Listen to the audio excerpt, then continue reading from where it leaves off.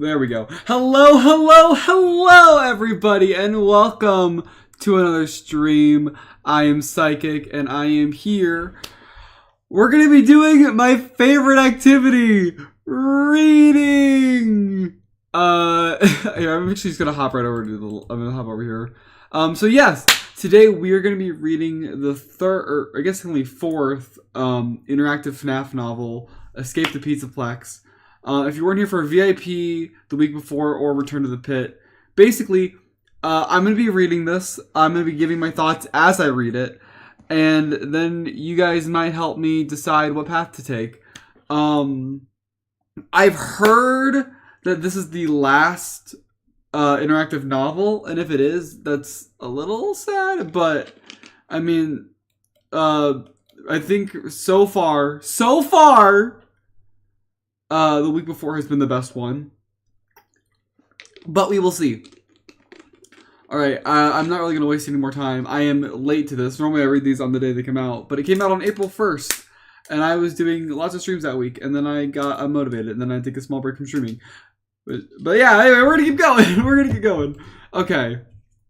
As always, if you've never seen one of these before, I am not the best at reading. Might have a slight bit of dyslexia. Not sure. So if I say something stupid, please forgive me. If I read it poorly or I have to reread something, please forgive me. But we're gonna get started. And if you hear music in the background, someone's pulling into the parking lot blasting music. Love being at my apartment. Okay. Escape the Pizzaplex.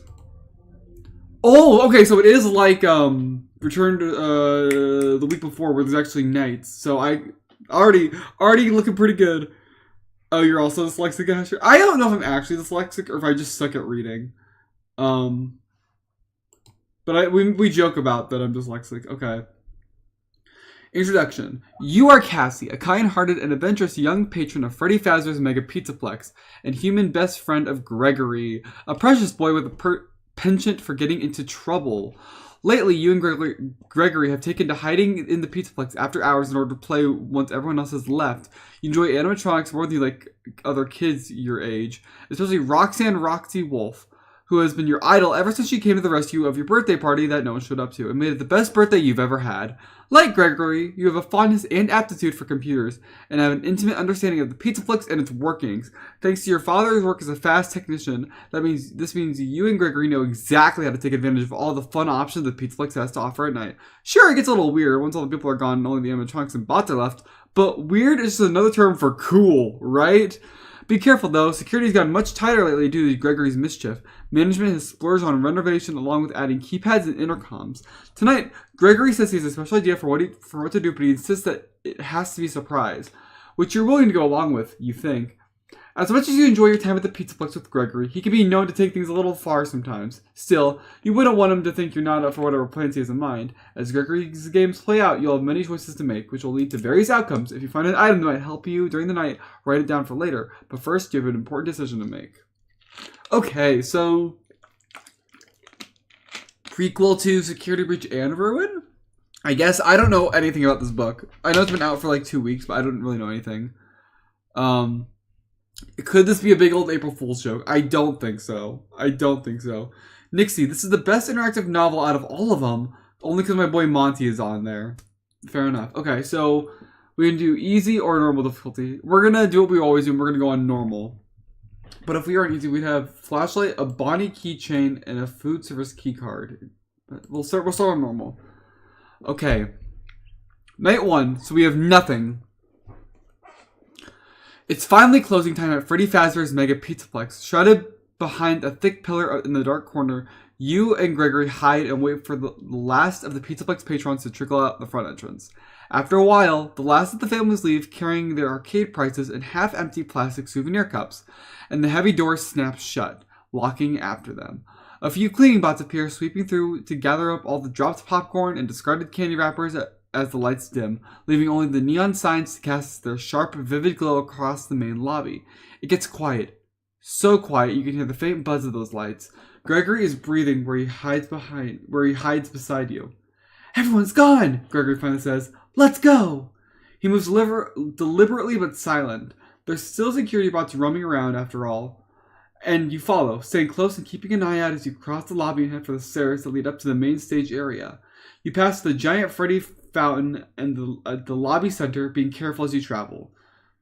But by now, the two of you know exactly what to expect and how to avoid discovery. A few bots aren't going to stop you. At night, the Pizzaplex becomes your playground. And what a playground it is! Even when empty, there's a busy energy to the space. It's like there's a song playing, something you can't quite make out, but one that never stops, even at night. Not that you can really tell it's night. Other than the lowered lights, the Pizzaplex feels almost the same as it does during the day. Almost. Gregory moves like he has a plan already, though he didn't bother to mention anything earlier while you were both waiting for everyone to leave. But at this point in your friendship, you can tell when he's got an idea in mind. If only he'd give you a hint or two.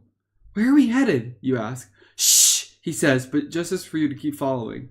You realize your destination soon enough. Heading past the main stage, you enter the hall where the mascots, the Glamrock animatronics, have their green rooms. They run in a line, first Freddy's, then Roxy's, then Monty's and Chica's. Roxy's your favorite, but Gregory leads you into Freddy's green room, where Freddy is standing in the corner. From the way Gregory runs over to him, it's clear Freddy has been waiting. The animatronic comes to life as you approach, eyes glowing, going bright, with a wide smile stretching across his face. Hello, Gregory, Freddy says happily. Hello, Cassie. Are you ready to play the game? Game, you say. What game? Gregory turns to you with a mischievous twinkle in his eye. Tonight, we're going to play hide and seek. You and I are going to hide, and Freddy's going to seek. Oh, okay. You were a little worried about what Gregory had in mind, but hide and seek is simple enough. It even sounds fun. What are the rules? Gregory says, we don't need rules. We can hide anywhere in the Pizzaplex, but the first one who gets found by Freddy loses. Wait, says Freddy, holding up a finger. Don't forget, Gregory, there is one rule. You both get a head start before I start looking for you. A head start sounds reasonable enough, though Freddy doesn't elaborate on how long you have to hide. When do we start? You ask. Gregory smiles. Now! He cries and dashes off before you can protest. You pout and cross your arms. Typical Gregory. Not outright cheating, but he certainly could have given you more warning. Time is ticking, Freddy says. You don't waste another moment. Oh wait, you don't waste another moment. You run off. But by the time you get to the hallway outside the room, Gregory is long gone. You take a few more steps, then slow, unsure of which way to go. After all, the Pizzaplex is huge. The Superstar Daycare, Chica's Mazer Size, the prize counter. There's so many places you can think of to hide that you don't know where to start. The hallway leads off in opposite directions, so picking which way to go would be a good start. Your gaze is also drawn to the doors at Roxy's green room, which is a short walk away and open. Roxanne Wolf, with her silver hair and edgy punk rock style, is your idol. You can still remember how sad you felt when you had your birthday at the Pizzaplex and none of the kids you invited showed up. It was Roxy who came to your rescue, singing and dancing and making sure you had fun. Because of her, it turned out to be the best birthday ever. And Roxy had been your favorite member of the Glamrock animatronics ever since. You know the Pizzaplex like the back of your hand, but if anyone would know a good place to hide where Freddy wouldn't look, it'd be Roxy. The door to Monty's green room is also open, and something sitting just inside catches your eye. You can't quite make it out, but whatever it is, it's not something you've seen at the Pizzaplex before. Maybe you should check it out. You think for a few moments, considering your options, but Freddy's generous head start is already ticking down. There's no time to waste. Okay. Okay, so that's a start. Hi, Nixie. Hi, Panda Man. Again, like if you've never been to one of my read-throughs of these books before, I always read until we get to a choice and then I check the chat, see what people are saying. So I think I want to go to Monty's, but I think for the first run, I'm going to be doing this what I always do, where I just try to do what I would think would be the most logical thing to do. So I'm gonna say for this first run, we should go to Roxy's. Does this mean that Freddy just has dementia? That or the animatronics to get Gregory erased from their memories? Because they seem to know. Oh, that is true. By the time we get to Security Breach, he's not in the customer database. So maybe their memory does get like wiped, or he gets removed from the database. Okay, we're gonna go to Roxy first, but then Nixie, I promise we're gonna check out Monty eventually. I promise. Bad idea? No, it's a great idea. I only have good ideas. I only have good ideas. Okay. Also, I think... yeah. Okay. We are going to head to Roxy's green room. Freddy Fazbear is an animatronic, and to outsmart an animatronic in a game of hide and seek, you decide you need to get help from another animatronic. Plus, you always like a reason to visit Roxy. You run to the open door of her green room and go inside. As always, it's a glow in awesome neon green and purple light, with white and black checkerboard flags and tires from Roxy's Raceway decorating the walls. It's so cool. You wish you had a room just like it. But one thing's missing from this awesome space is Roxy. Roxy, are you here? It's me, Cassie. You step further in and look around, but your favorite rock star is nowhere to be seen, which is strange. After operating hours, the Glamrock animatronics usually return to their green rooms, and it's time for the Pizzaplex to reopen in the morning. Maybe Roxy's in the rehearsal room, or deeper in the bowels of the Pizzaplex getting maintenance done. You want to continue searching for Roxy to figure out where she might have gone. Unfortunately, you don't have time, and you already wasted enough of your head start. You need to take a different direction if you're going to find a good hiding place and evade Freddy longer than Gregory does. There's no way you can let him win. You'll never hear the end of it. You leave Roxy's green room, heading back to where you came from. Okay. Let's... Wait, if you haven't visited Monty's... Yeah, okay, we're gonna go to Monty's. We're gonna go to Monty. Just like you wanted, Nixie. You decide to head down to the hall to Monty Gator's green room and check out the strange item. But as curious as you are, you move cautiously. Of all the animatronics and bots in the Pizzaplex, Monty is the one who creeps you out the most. Though you're not sure why. It's probably because of his big alligator claws, or maybe it's his teeth. His many, many teeth. Still, that apprehension doesn't stop you from investigating what is that you spy through the open doorway. You pause just inside the green room, which, more than other green rooms, is literally the greenest. Giant stars light up the emerald walls, illuminating the images of Monty that decorate them. There are some leaves growing in the corners, which give the room a vaguely tropical feel, but you're pretty sure they're plastic. Oddly, Monty isn't anywhere around, but maybe he's getting maintenance done before the Pizzaplex reopens in the morning. Regardless, you didn't come here looking for Monty. There, a few steps away, is something you spot through the doorway. A crate. A sleek, brand new crate. It's not small, but it's not as big as some of the storage crates you've seen in other parts of the Pizzaplex either. What could be in there? A new decoration for the walls? Maybe an upgraded instrument? You move closer, your curiosity getting the better of you. You've never been good at ignoring a mystery, but when you try to open the crate, the lock flashes red at you. You fiddle with it for a few seconds, but Freddy's head starts ticking away. You don't have time to waste, and from what you can tell, only a key card is going to solve the mystery of whatever this crate contains. Okay. So we don't have a key card. So let's see here. So now we need to choose left or right. I believe, if I'm memorizing the Pizzaplex correctly, left is further down. Left leads further down towards the rest of the green rooms. Right would get us to the atrium faster. So I'm gonna say we go right. Yeah. Okay. I do got this. Oh, I forgot to read chat. I thought the green was the color of vegetables. Also, I lost my membership. So scraps. I lost my bank April 1st, so I renewed with the little amount of money I left in the bank, aka the $1 it costs. Thanks, Asher. Where'd they hide Monty? Monty's gone. Maybe he's busy he could be bowling with Bonnie. Yeah. Go right, because right is right, right? Okay, yeah. We all basically agreed to go right.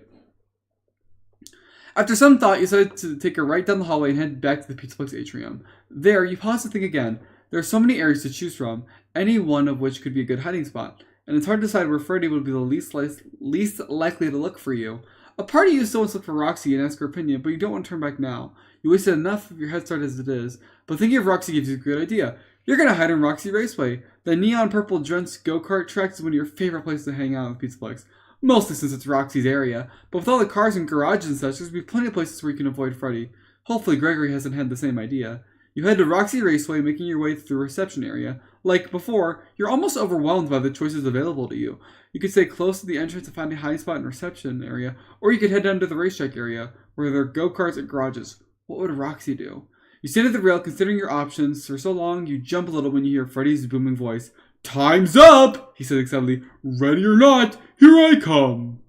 You frown. If Freddy finds you before you even got a chance to hide, Gregory will tease you all night. You need to be ready and quick. We can hide in the reception, or we can hide in the go-karts. Hide in one of the go-karts, hide in one of the raceway garages. Okay, chat, hear me out. We hide in a go-kart, and then if Freddy comes, we can drive away quickly. Right? Doesn't that, I feel like that makes sense, right? Am I thinking with portals here? I really think that's the best way to go.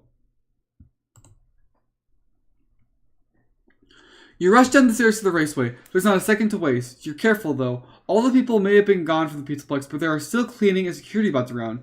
You look around the course, quickly finding exactly what you're looking for. A demo go-kart set off to the side of the track.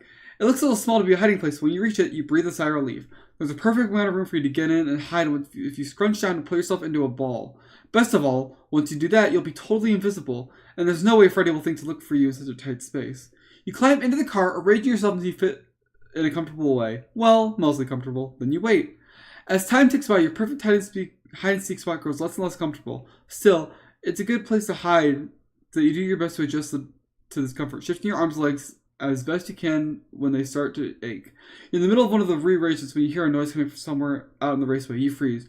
Whatever it is, it's faint, but it kind of sounds like footsteps. It could be nothing, or it could be Freddy or even Gregory. On one hand, you could remain hidden and hope whoever, or whatever, it is passes by without getting close. But what if it is Freddy? If it's getting close, but not too close, you might have a chance to slip away to another high spot before he discovers where you are. You clench your toes, your legs are starting to fall asleep, and ponder what to do. Okay, so we chose to hide in a fake go-kart. How did Cassie hear Freddy if she was in Roxy Raceway? Well, I think Freddy just screamed it.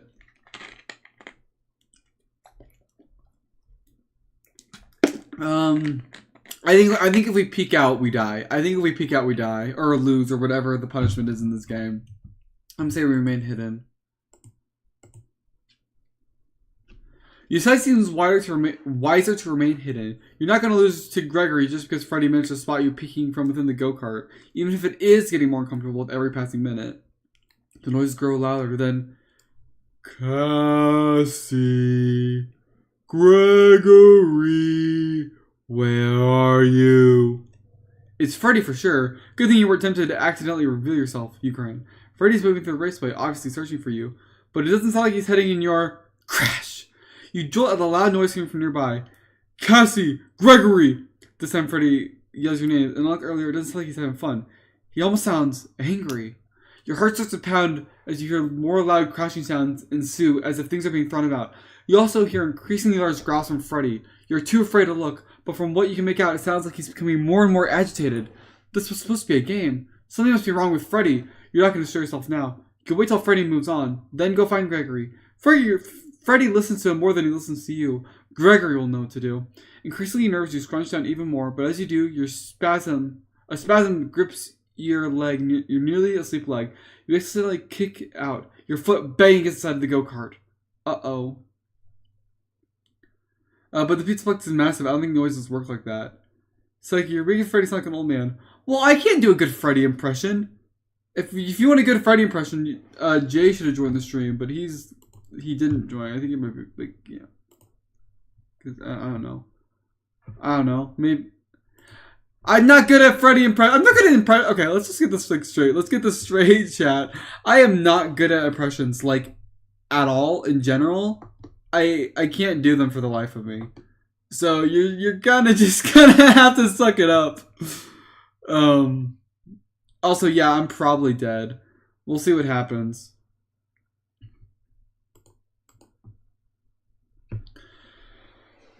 Okay. Your heart jumps into your throat as you freeze, trying to ignore the tingling sensation in your leg. Holding your breath, you wait. For a moment, it seems like nothing is going to happen. Is Freddy still in the raceway, or has he gotten far enough away they did hear kick inside the car? I found you! The roar is accompanied by the heavy tread of footsteps sprinting toward you. Alarmed, you try to free yourself from the go-kart, but it's hard to move quickly, and your leg is fully asleep, which isn't helping. It's too late. Freddy appears above you, a wild look on his face, turning your blood cold. His animatronic eyes narrow. I found you, Cassie, he says quiet this time. But in a way that makes your stomach twist, you lose. Your mouth drops open to talk to Freddy, to plead, but nothing comes out. Not until he grabs you, his hands clamping down on your shoulders, and pulls you from the go-kart. When that happens, you scream. His grip tightens as your eyes fill with tears, and suddenly he lets you go. You drop to the floor with a thud. You blink as to clear your vision. Freddy takes a step back. His chest pops open. Inside is Gregory, laughing hysterically. I got you! As he climbs out of Freddy, the animatronic bear starts chuckling along with him. Wow, Cassie, you were really scared. A prank. That's all it was. Another one of Gregory's jokes. They continue laughing, but to you, it wasn't very funny. Still, you smile along with them, wiping the tears from your cheeks. Oh, yeah, I guess you fooled me. You get to your feet, shaking your sleeping leg back awake. You should have seen your face when Freddy grabbed you, Gregory continues, grinning ear to ear, like he thought he was going to eat you or something. I would never really hurt you, Freddy adds, and he seemed to believe it. If only you could too. Wow, so we just got pranked. We just got absolutely pranked. Alright. Oh, wait, is that the end of night? Oh, yeah, chat! We survived night 1! We didn't get a single game over. Bro, Gregory's a big old fat bully. I never liked him. He could be possessed, to be fair. To be completely fair, he could be, like, possessed or controlled or whatever. But still, kind of mean. I hope he gets spring trapped in Freddy. But Freddy's not a spring lock animatronic. At least Glamrock Freddy isn't. Right? He doesn't have any spring locks in him. But he might get twisted into a meat pretzel. Funny security breach reference. But okay, so can you even game over night 1 in this book? I don't know. We can go back and look later. But let's continue for now.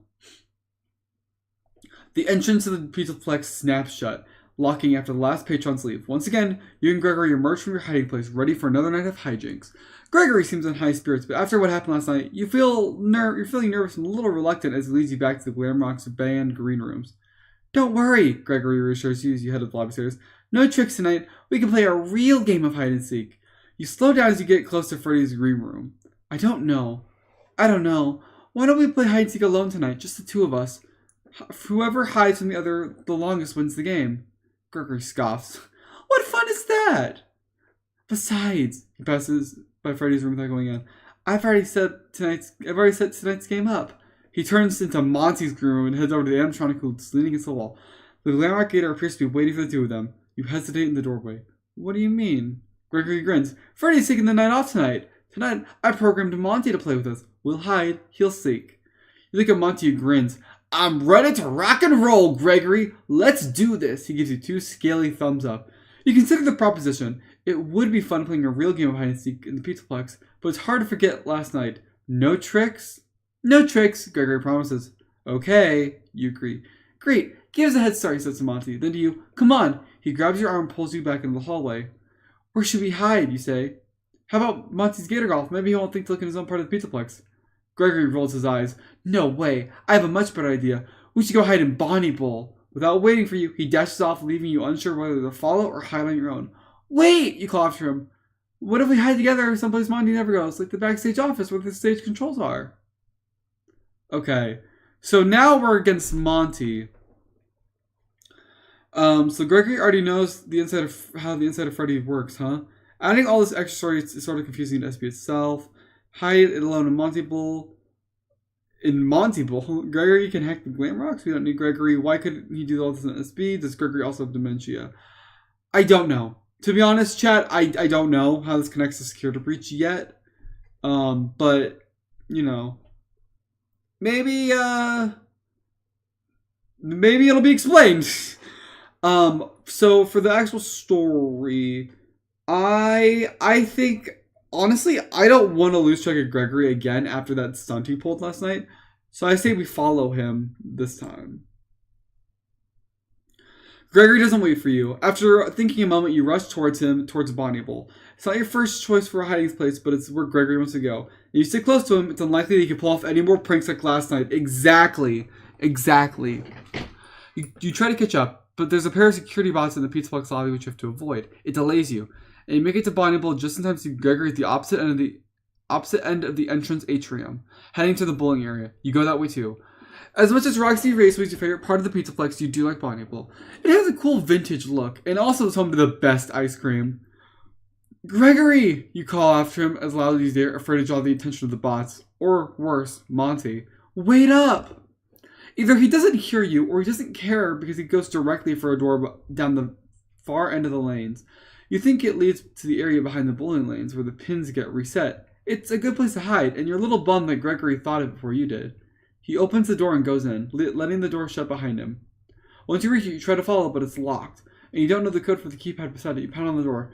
Gregory, let me in! You wait, then try pounding on the door again, but he doesn't reply. Your head starts running out. Giving up on Gregory, you look around. The ice cream parlor jumps out to you at first. What better place to hide than somewhere with delicious frozen treats? But as you get in the bowling lanes, your eyes are drawn to Bonnie's old stage, surrounded by a heavy velvet curtain. Bonnie hasn't performed in ages. Maybe a stage would make a good hiding spot. Ooh. Monty knows every inch of his own place. True, that's why we probably shouldn't go to Monty Golf if Monty's seeking. Cassie needs new friends.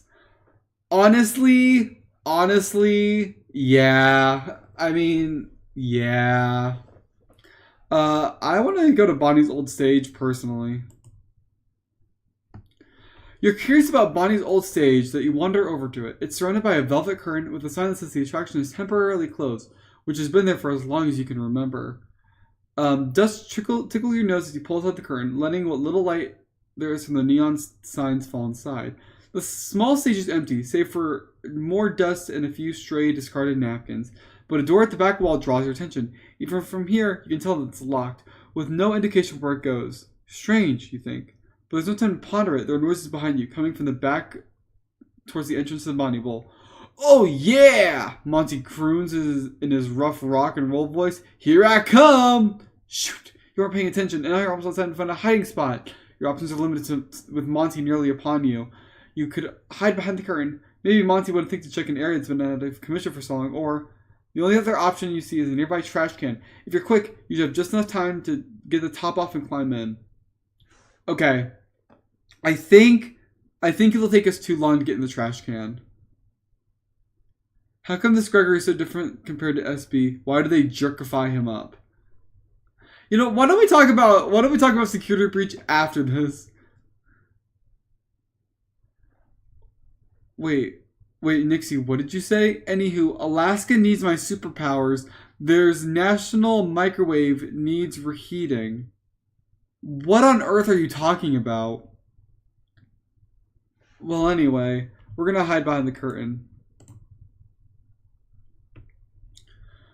With no time to lose, you climb up on stage and draw the curtain closed behind you, leaving only a tiny slit which you can peer out into Bonnie Bowl. You wait, dust tickling your nose, and it's not long before Monty comes stomping into view. Something seems strange about his movements, though. They're twitchier than normal, as if you're receiving little jolts of electricity every so often. Strange, you think, but maybe he's due for maintenance? You can't run, you can't hide, Monty half sings, half growls. Does he sound weird, too? Monty takes a few more steps, head swinging left and right as he surveys Bonnie Bowl, searching. Then, a violent twitch nearly sends him toppling to one side. He catches the table at the last moment, claws scraping over it, leaving deep furrows. Suddenly, a cleaning bot comes into view. Naturally, Monty would ignore it, but instead he growls viciously and lunges for it. Found you! His claws sink into the bot. When he rips his hand away, parts of the bot go flying. Your fingers tighten on the edge of the velvet curtain. That's not right. Is Gregory playing another joke on you? That's what you want to think, but Monty's twitching might indicate something's actually wrong. Your mouth goes dry as you realize that if Monty comes closer, he might find you, and if he repeats what he did to that bot. That's only if he looks behind the curtain, you reassure yourself. And maybe he'll leave without bothering to look here. Still, you're scared enough to weigh your other options. The only one that makes sense is behind you, the door, but it appears to be locked. Oh, we don't have the Bonnie keychain! We're not in easy mode. We can only remain behind the curtain. Uh-oh. You don't have much of a choice. Drawing the curtain fully closed, you're plunged in darkness. And beyond the curtain, Monty continues to stomp around. Here's footsteps, low growls, and the occasional bang or crunch. Let's rock! Monty calls out, but sounding too close for comfort. Don't you want to rock with me? You do not want to rock with Monty. If this is another one of Gregory's pranks, it's not funny. And you're going to give him a piece of your mind. Monty's getting closer. You hear the gator growling now, right behind the curtain. You're sure if you drew back now, he'd be right there, close to touch. Seconds tick by, sweat beating your forehead as you listen. Inhale, exhale. Inhale, exhale. Any moment you expect Monty to rip the curtain aside, then you hear footsteps again. Monty's moving away. Thank goodness. You let out the breath you're holding, then inhale. Dust from the old stage travels up to your nose. You try to stop it, but it happens too fast. Achoo! The sneeze sounds like an explosion in a small place. It's followed by the thudding of steps, and before you get a chance to think, Monty tears away the curtain, exposing you. He growls, eyes wide, teeth bared. Found you. You should give up, plead, something. But as Monty reaches for you, all you can do is scream. Game over. Okay, let's go back. Let's see if Trash Can would have given us a different result. Nope, it just would have been game over. Yeah, we wouldn't have gotten in there. Yeah, okay, so we were pretty much doomed from the start. Let's start at the top of the night. So I believe Bonnie Bull is a death trap because we don't have the key. If we find a key, so in all of the previous interactive novels, there have been little like secrets or like cheats, more or less, that allow you to do special things. So it's possible that the Bonnie keychain or Bonnie key could be the one for this book. Like we'll get it at like night 5 and then go back to night 2 and have it. But I don't know for certain now. So we are going to instead go to the backstage office.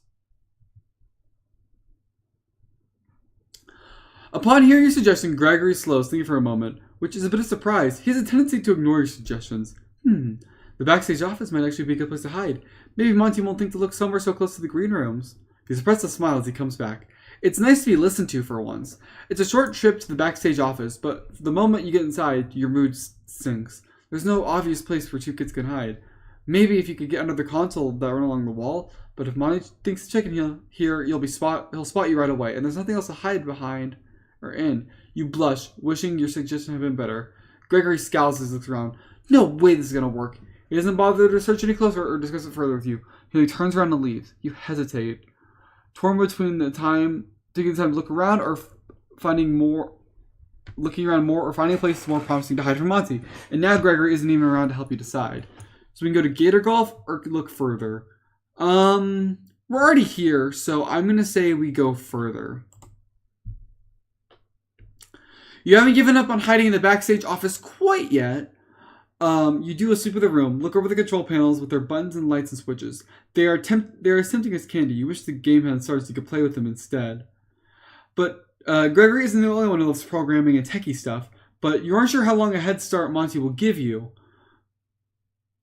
I lost my spot in the reading. Where was I?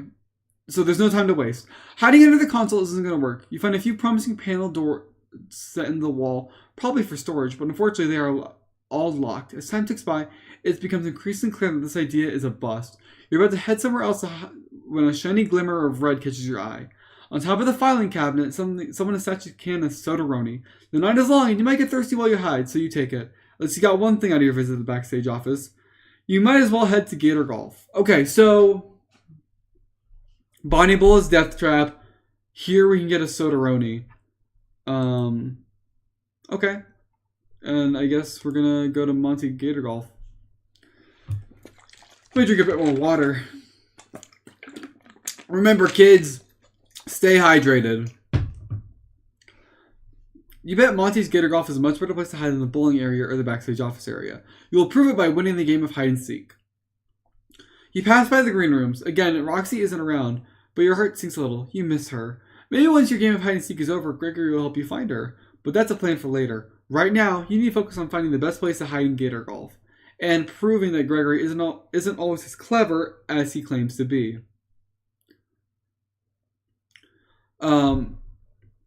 You make your way to the golf course through the lobby, passing beneath the weird decoration on the ceiling. On one hand, you like the Gator Golf's tropical theme, with its all fake palm trees and vines draped everywhere. On the other hand, the fake rivers with their real water always make this area smell a little, well, swampy. But it's dark green and twisty, enough like a bayou where you know there are plenty of great places to hide. You pause just inside, debating on whether to head down to the actual golf course or check out the snack bar to see if there's any good spots there. The golf course is bigger, with more nooks and crannies, but the snack bar might have snacks. And that sounds pretty great if you're going to be hiding from Monty for a while. Let's go to the snack bar. I love snacks. You don't know how long you have to hide, so you might as well pick somewhere with snacks. You enter the snack bar, passing empty tables and going over to the ordering counter. Like the mini golf course, everything here is Monty themed, with images of rock and roll alligators everywhere, awash in green and purple lighting. There's fake greenery scattered around as well, but though nothing big enough to hide behind. There's a counter with the kitchen, though both of which there are counters in the kitchen, though both of which look promising. Maybe in the kitchen you can cook yourself up an order of swamp fries on the menu, which you hope are more appetizing than they sound. Except, you don't know how long Head Start Monty's giving you. Gregory's probably hiding already, and you don't want him given the satisfaction of being caught before you even had a chance to hide. But the area seemed empty for the moment, so maybe you have a few minutes to explore the snack bar further. If you want to switch the snack bar area further before hiding, if you want to grab a quick snack and hunker down right now. Let's look a bit further.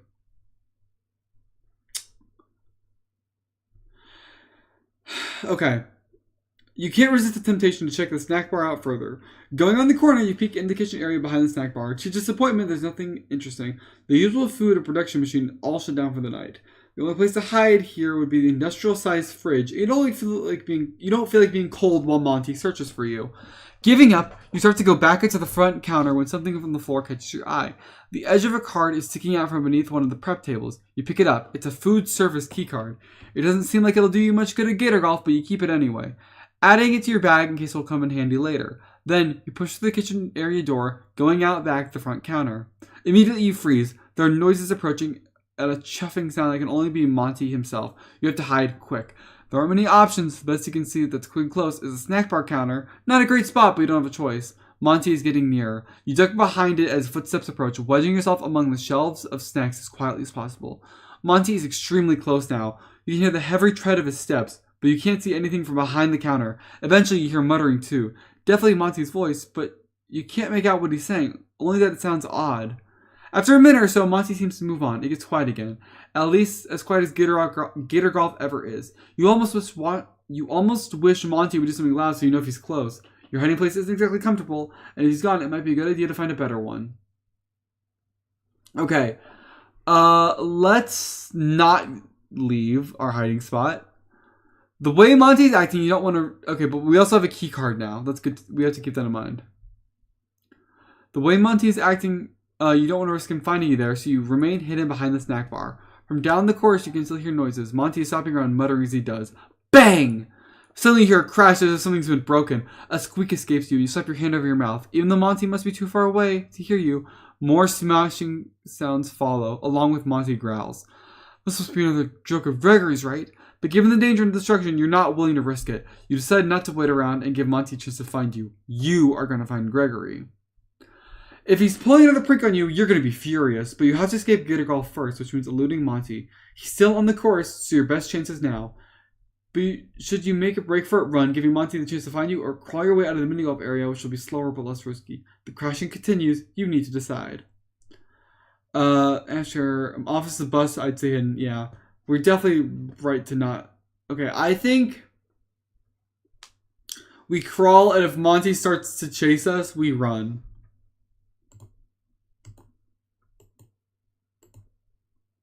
Womp womp. Okay. You're too afraid to run and reveal that to Monty that you are here. Instead, you wait until it sounds like he's at the far end of the course. Then, laying low, you crawl out from behind the snack bar and make your way across the sitting area towards the Gator Golf lobby. Below in the course, Monty continues to mutter and growl every few seconds. And soon, there's another crashing sound. Still, crawling seems to be working. Monty can't see you, but the exit to the mini golf lobby is growing closer. Suddenly, a cleaning bot rolls out of the lobby. It spots you and starts making a shrill noise, as if you're a mess and it wants to clean you up. Shh, you hiss, but it's too late. Who's there? Monty yells. You jump up and try to run, but the bot gets in your way. Shoving past it, you run for the exit. You're almost there when a clawed hand clamps down on your shoulder. You scream as Monty violently twists you around, lifting you up like you weigh nothing. Monty, chuffing heavily, tightens his grip. Found you, Cassie, he growls. You're close enough to see every single one of his teeth. You lose. You want to scream again, but it freezes in your throat. All you can do is close your eyes. Cleaning bots suck, man. Alright, let's run. Your best chance to escape is now, and you're going to take it. You crawl out from beneath the counter and creep to the end of it. You can hear Monty down on the course still stomping around. "I'm gonna find you!" he screeches, and the furious sound of his voice is what gets you moving. You jump up and dash forward, not caring if you're visible as you sprint across the snack bar area towards the exit. In your haste, you hit a chair as you pass, overturning it with a crash. You wince, but you don't slow. If Monty didn't know you were there before, he does now. "There you are! Gotta get you, Cassie!" Your heart rises into your throat as you hear Monty yell your name. You know you shouldn't, but you glance back over your shoulder. Monty is flying up the stairs, eyes burning with anger. His movements are uneven and twitchy, but it doesn't appear to be slowing him down. In fact, he's gaining on you. "Help!" You run from Gator Golf lobby as Monty's steps get closer. You can hear him growling nearly on the back of your neck. You can't help it. You scream, "Help!" You burst out of Gator Golf and back into the Pizzaplex lobby. "Gregory, where are you? Something's wrong with Monty." You barely get the words out before a clawed hand snaps down on your shoulder. You trip, but Monty grabs you before you fall, lifting you up off your feet and twisting you around. Teeth. All you can see are teeth. The heat coming off his glitching circuits hit your face and you freeze. You can't fight. Monty is too strong. "Caught you," Monty says with a low growl. All you can do is close your eyes. Then suddenly, you drop. You feel your feet hit the floor and you stumble backward, nearly falling. "Cassie?" Gregory stands a few feet away, a device in hand. "Are you okay?" At first you can't speak. "That wasn't funny!" you spit out. "You promised no more jokes!" Wide-eyed, Gregory shakes his head. "It wasn't a joke. I didn't know what happened. Something with Monty's programming. It must have glitched." He seemed truthful, but sometimes with Gregory, it's hard to tell. He was twitching, acting really weird. He nods as if that makes sense. "Must have been an error. I'll fix it before tomorrow night." You cross your arms but don't say anything. Fix or not, you're not sure you want to play any more of Gregory's games. Is that the end of the night? That's the end of the night. Okay. Okay, we survived another night with what, 2 deaths only? 2 deaths? Not bad.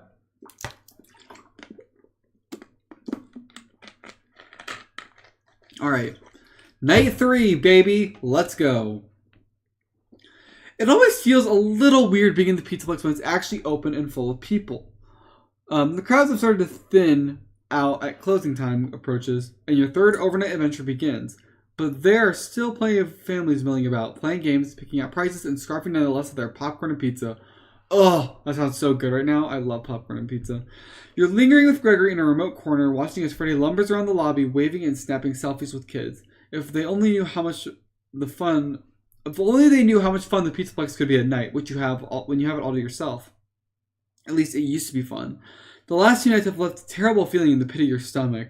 Nervous about whatever Gregory has in store. He swears he's fixed the problem with Monty, but you're not sure you believe him. In fact, you're not sure there was a problem to begin with. Maybe it was an intentional glitch added by Gregory. His games have been getting so serious lately, so real. If they are this dangerous, are they really games at all? Gregory is watching people trickle out, anticipation blooming on his features. You're not sure you want to know what he has in store for tonight. In fact, you know you don't. "I'm gonna go," you say. His attention snaps over to you, his mouth down, turning into a frown. "What?" "I said I'm going to go." You start towards the door. "I don't feel like playing tonight." "Cassie, wait, don't go." But you don't listen. You stalk off, determined to stick to your decision. Maybe if he doesn't have anyone to play with for a night or two, Gregory will learn his lesson. As you reach where Freddy stands, the animatronic suddenly steps in your path. "Hey, Cassie," Freddy says too cheerily. "Where are you going?" "Sorry, Freddy." You try to go around him. "No games tonight." Freddy holds out his arm, blocking you. "But you can't leave." "What?" You take a step back. "But You don't have a chance to say more. Freddy grabs you, scooping you into his chest cavity, which closes up before you have a chance to fight back. "Hey!" You bang your fist against Freddy's inside. "Hey, Freddy, stop it! Gregory, help! This isn't funny!" But Gregory doesn't bulge. But Freddy doesn't budge. And no matter how much you yell and bang and beg, no one answers your cries. Hours pass before Freddy's chest opens up again. Gregory peers in before he backs away, allowing you a chance to escape the chamber. You tumble onto the floor of Freddy's groom room. "Gregory!" You're so mad you don't know where to start. You jump to your feet, hands balled into fists. "Why are you being so mean? I can't believe you." "Cassie, I didn't do anything." Gregory throws up his hands, face tight with apprehension. "It was all Freddy." "I don't believe you," you snap. You take a deep breath and let it out. "Why are you bothering?" You turn on your heel, ready to make for the exit. If Gregory thinks you're sticking around to play after this, he's got another thing coming. But Freddy grabs your arm, holding you back. It's true, Cassie. I'm sorry, but I had to keep you safe. Safe? After the last few nights, it doesn't seem like your safety mattered to Gregory or Freddy. What are you talking about? I'm afraid the Pizzaplex is being... Freddy pauses, thinking. Cleaned. You weren't sure what Freddy means, but you don't like the sound of it. Gregory? He nods. The Pizzaplex has activated a regent? A reagent? It's sweeping the whole Pizzaplex, getting rid of all the organic matter. How do you pronounce that word? A reagent. Is there...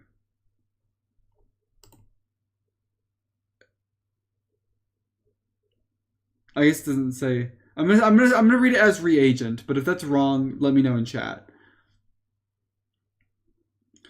Like you and Gregory, your stomach clenches. I think Freddy and I can stop it, Gregory continues, but we need to get you somewhere safe while we work. You're wary. This sounds like the setup for another prank. Where? The kitchen, Gregory says. We can hide you in there and focus on stopping the reagent. This, first of all, this doesn't make sense, because if they want to keep us safe, why would they keep us in the Pizzaplex with the reagent? Hi, Psychic. Hello, Cellular. How's it going? But that's correct, reagent. Okay, thank you, Haley Halo. Also, hello, welcome to the stream. Still nervous, you follow Gregory and Freddy to the main kitchen, where all the food machines have been shut down for the night. It's dark, and what little light follows you inside glints sharply off the stainless steel counters and shelves. Despite being kitchen, the only signs of food are stacked boxes and cans, all sealed and neatly organized. The room smells more like cleaning supplies than anything you could possibly eat. Wait here, Gregory instructs. Keep out of sight until we come back and tell you it's safe. With that, Gregory and Freddy rush off, leaving you in the metallic dark. For a minute, you just stand there, not sure what to do. You don't know if you can trust Gregory, but if he is telling the truth, then there's a dangerous spot roaming around the Pizzaplex. You should find a place to hide. Or some protection, at least. Whatever you do, you should make a decision soon. If we follow him, I'm sure we die. I'm going to say we look for a way to protect ourselves. From either the reagent, from Gregory, or from Freddy. Or maybe even Monty at this point. Would have joined if I could have, but I'm on vacation right now, sorry. Hey, you're alright, Soul. You're fine. I hope you enjoy your vacation. But that reminds me, I won't be streaming next weekend. Because I am going to visit my lovely girlfriend. Yeah. So there won't be any streams next weekend. Just a warning. But real quick while I'm stopped reading for a second. Once May comes, school's gonna be ending for me, so I'll be able to stream a lot more often. And then I don't know how often I'm gonna stream during the summer, but yeah, you'll get some good streams coming, so don't worry. I know April has been and is going to be a little bit of a slower month, but what are you gonna do? What are you gonna do? I'm in charge. I'm in charge. Anyway, let's look for a way to protect ourselves. Gregory said to hide, but after last few nights, you feel better if you had a protection of some kind. Even though you're not sure the reagent actually exists, you begin looking around the kitchen. The room is sprawling and dark, and eerily quiet compared to during the day, when it would be bustling around service spots making pizza and hot dogs to feed the hungry Pizzaplex patrons. It's so big that, if Gregory's telling the truth, you may not have the time to spend searching everywhere. There are lots of counters with food prep equipment. There's also a dozen cabinets that might hold something to defend yourself with. And tucked in the back, there's a walk-in refrigerator. Who knows what you might find in there? You glance at the kitchen door, unsure of what to do, but whatever it is, you should do it soon. Geez, school ends early for you, huh? Well, yeah, my last final is on May 5th, and then I am officially a college senior. Speaking of just stuff like that, it was my birthday a few days ago, and I can officially drink alcohol. So, I was about to say drunk psychic stream coming soon, but I'm not actually going to do that because I don't really want to do that. But I mean, it'd be a funny joke, where I don't actually get drunk. But yeah, you should all wish me happy birthday. Not really, it's fine. But I think we shouldn't search the fridge because I feel like we're gonna get stuck in there. We're gonna freeze to death. I'm gonna say cabinets. I'll be back from vacation tomorrow and we'll be streaming more often, so I'll look forward to afterwards when possible, because finish 12th grade views. Oh, congratulations on finishing 12th grade. Asher, what? You didn't tell me it was your birthday. Happy birthday. Didn't Sega tell you? He wished me a happy birthday. I can't believe Sega didn't tell you. Yeah, I'm 21 now. I'm an old man. But yeah, we're gonna switch to cabinets. We're here to read, not talk about me. You don't actually have to wish me a birthday. It's fine. I was joking. There are cabinets running beneath the long kitchen counters, as if you're gonna find anything useful. If you're gonna find anything useful, that's where it's gonna be. You start at the nearest one, pulling open door to door. Some are empty, others have cooking equipment in them, and supplies to make all the Pizzaplex's snacks, like boxes of pizza dough mix. But no matter how many cabinets you search through, you can't find anything you might use to defend yourself. Gregory should have picked somewhere better to stash you. And again, you're still not even sure if he's telling you the truth. Maybe this is a prank too, a bad one, where you spend the whole night in the kitchen, bored too. You freeze as you hear a creaking sound. Crouching down, you watch as the kitchen door slowly opens and a bot rolls in. It's not like anything you've ever seen before. It's all big. It's big, all dark gray metal blank. Wait, it's big, all dark gray metal and blank. Buggy eyes that search the kitchen as it moves. 2 arms and then nozzles. And you see tanks attached to the bot's back. This must be the reagent bot. Gregory was telling the truth. Wait, is it or is it not your birthday? It was my birthday, but I was joking in the fact that it's like, oh, you should all wish me a happy birthday. You don't have to do that. That's what I meant. It's not my birthday today. It was a few days ago. Your heart pounds as the bot moves further the kitchen. If you stay where you are, it's only my time to find you, but you can't run. It would spell you instantly. You look around frantically, trying to find a way out. The cabinet you just searched is almost empty. You can fit inside, but what if the reagent starts looking in them? Maybe you should crawl along the kitchen counters and try to make your way through the door to the rooms. If you can get to the exit, you can make a run for it. Let's hide in the cabinets. I'm gonna say we hide in the cabinet. There's no time to waste. The reagent could spot you at any moment. You climb into the cabinet you just searched, pulling the door closed. In the dark, all you can hear is your heart pounding and the sound of the reagent moving through the kitchen on its search. It must be going up the aisles. You hear it draw close, then move further away, then close again, then away, until suddenly everything goes quiet. You wait, ears straining. Minutes pass without any hint of where the reagent is now. You're not sure what to do. Maybe the bot finished searching the kitchen and moved on, but you can't be sure of that. Fear grows, pressing on your chest like a heavy weight. If only this was one of Gregory's stupid pranks. You'd welcome a joke, even a bad one right now. Inside the cabinet, everything remains as quiet as a grave. Maybe you should peek out and see if the bot is still there. Then again, if the reagent hasn't left and you open the cabinet, it might see the movement. Staying put might be a better idea, but the longer you do that, the better chance that the reagent might decide to look in the cabinets. It's in the stifling dark. Neither choice seems like a good one. Another look or don't look. I say we don't look still. It's never the smart move.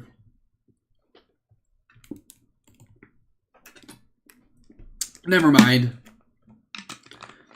Ignore me. There's no way to tell if the reagent is still in the kitchen, so to be on the safe side, you decide to stay hidden within the cabinet. You shift, try not to make any noises as you wait. Minutes tick by, in the dark with fear gripping you. It's hard to tell how many. The only thing you know is that you really wish this was one of Gregory's jokes. You'd happily take a prank, even a mean one at this point. Wherever Gregory and Freddy are now, you can only hope that they are working on a way to stop the reagent. If they can't, you may not make it till morning. With every beat of your heart, you expect the door to fly open for the reagent to discover you, but there's nothing. No movement, no sounds, until a hiss begins.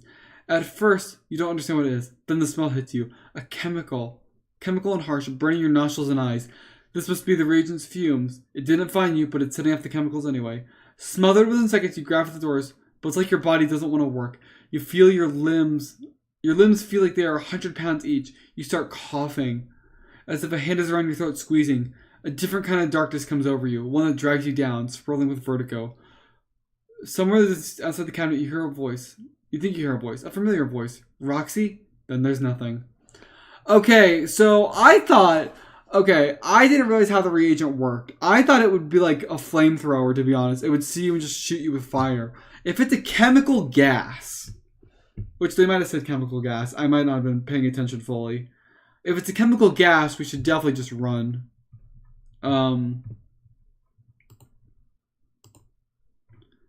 Let's do this. You can't hide in the cabinet forever. You listen again, hoping you hear movement, but everything is still silent. Taking a deep breath, you open the cabinet door and a crack to spot the reagent. You don't have much of a view, though. There's no movement, so if the bot is still around, it must not be looking for you. You risk pushing the door out a little further and slipping out, staying on a low crouch. Slowly, you peek over the edge of the counter. The reagent is standing on the other side of you. Its head snaps down, eyes zeroing in on you. A scream catches in your throat as the bot raises its arm and points at you. A moment later, gas begins hissing out of the nostrils, filling the air. A sickening chemical smell overtakes you. You gag and duck back into the cabinet, pulling it shut. Your eyes and throats burn. Then you pull your shirt over your nose. Then you purr. Oh my gosh, I'm bleh. Words. You pull your shirt up over your nose. The air is already saturated with the reagent's concoction. You decide to try to make a run for the exit, but the moment you move, vertigo seizes you. And you can't seem to make your arms move right. They're too heavy, as if made of lead. And even though the cabinet doors are right in front of you, it might as well be on the other side of the Pizzaplex. You're helpless. Suddenly, the cabinet opens and light floods in. A hand darts towards you, grabbing you, pulling you out, lifting you.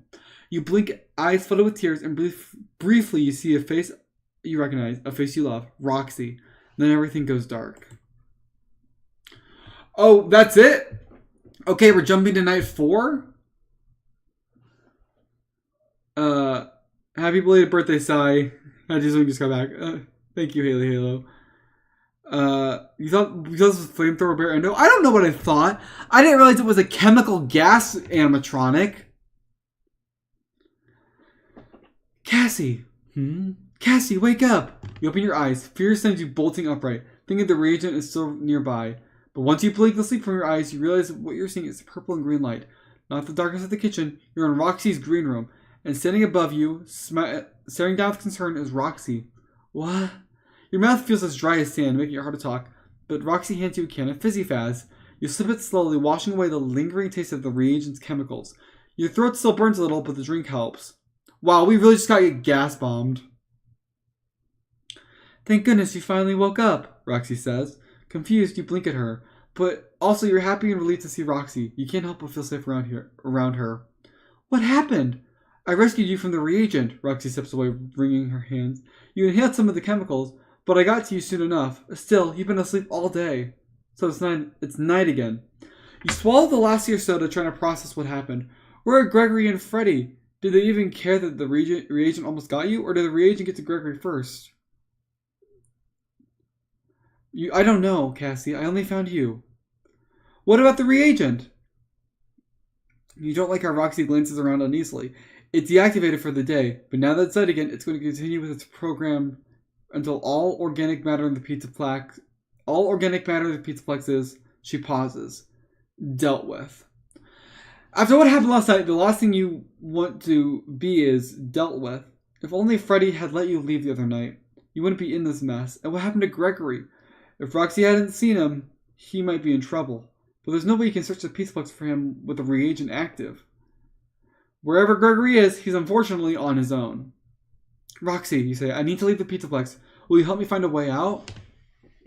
Roxy thinks for a moment and then nods. It's too dangerous for you to be here right now, Cassie. If there's a way out, we'll find it. Alright, you know the reagent is out there, but you're not as scared as you were last night. Not with Roxy helping you.